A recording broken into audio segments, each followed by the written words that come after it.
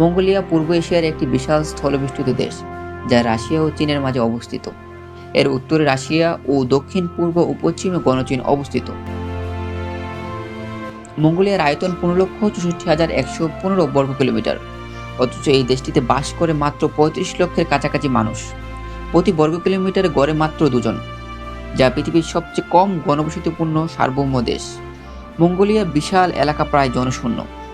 এর রুক্ষ চরমভাবাপূর্ণ প্রকৃতি জীবন ধারণকে কঠিন করে তুলেছে। এখানে ঋতুগত ও দৈনিক তাপমাত্রার পার্থক্য অবিশ্বাস্য। গ্রীষ্মে দিনের বেলা তাপমাত্রা অনায়াসে 40 ডিগ্রি সেলসিয়াসে পৌঁছাতে পারে, আবার সে একই স্থানে শীতকালে তাপমাত্রা নেমে আসে -40 ডিগ্রি সেলসিয়াসে। এই 80 ডিগ্রি সেলসিয়াসের বিশাল ব্যবধান জীবজগৎ এবং মানব বসতির জন্য এক বিরাট চ্যালেঞ্জ। শীতকালে এখানে কেবল ঠান্ডা নয়, নদী নালা হ্রদ সবকিছু জমে পাথর হয়ে এক জমাট বরফের রাজ্যে পরিণত করে।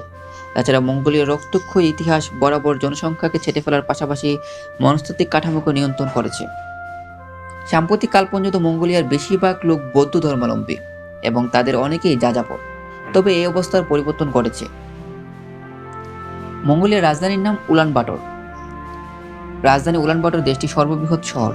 বর্তমানে দেশটির 35 লক্ষ জনসংখ্যার প্রায় 17 লক্ষ, অর্থাৎ প্রায় অর্ধেকে একটিমাত্র বড় শহর উলানবাটর বাস করে। এর ফলে একদিকে যেমন রাজধানীর উপর প্রচণ্ড চাপ সৃষ্টি হয়েছে, তেমনি বায়ু দূষণ শীতকালে যা বিশ্বের অন্যতম সর্বোচ্চ তীব্র। তাছাড়া যানজট, আবাসন সংকট এবং সামাজিক বৈষম্য বেড়েছে। এদিকে দেশের বাকি 99% ভূখণ্ড আরও শূন্য, প্রায় পরিত্যক্ত হয়ে পড়েছে। মঙ্গোলিয়া সংসদীয় গণতন্ত্র ব্যবস্থা বিদ্যমান। রাষ্ট্রপতি হলেন রাষ্ট্রপ্রধান এবং সরকার প্রধান হলেন প্রধানমন্ত্রী। রাষ্ট্রপতি জনগণের প্রত্যক্ষ ভোটে 4 বছরের জন্য নির্বাচিত হন। তিনি প্রধানমন্ত্রীকে নিয়োগ দেন। রাষ্ট্রের নির্বাহী ও আইন প্রণয়নের ক্ষমতা সরকার ও 76 সদস্য বিশিষ্ট আইনসভা উভয়ের উপর ন্যস্ত থাকে। মঙ্গোলিয়ার আইনসভার নাম স্টেট অফ খুরাল। দেশটির মুদ্রার নাম তুগরিক।